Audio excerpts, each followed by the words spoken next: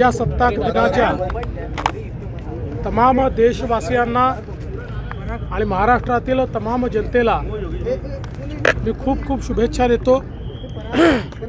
आपला प्रजासत्ताक, आपलं गणराज्य, आपली लोकशाही ही चिरायू हो अशा प्रकारची ईश्वरचरणी प्रार्थना देखील करतो।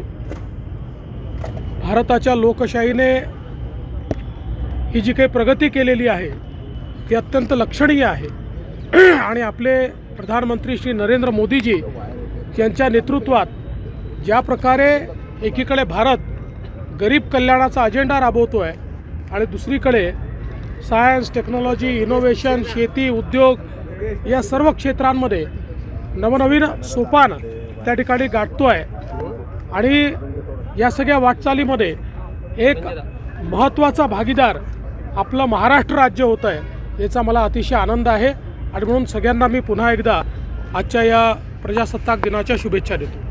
जरांगे पाटील निघालेल्या मुंबईच्या दिशेने पोचलेल्या नवी मुंबई सरकारचा कायदा सुव्यवस्था पहिल्यांदा तर माननीय उच्च न्यायालयाने आम्हाला काही निर्देश दिलेले आहेत।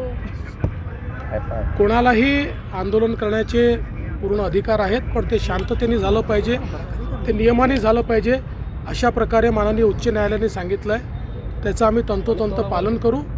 त्याचसोबत जे प्रश्न आहेत ते प्रश्न कसे सोडवता येतील याकरता माननीय मुख्यमंत्र्यांच्या नेतृत्वात आमचे प्रयत्न चालू आहेत।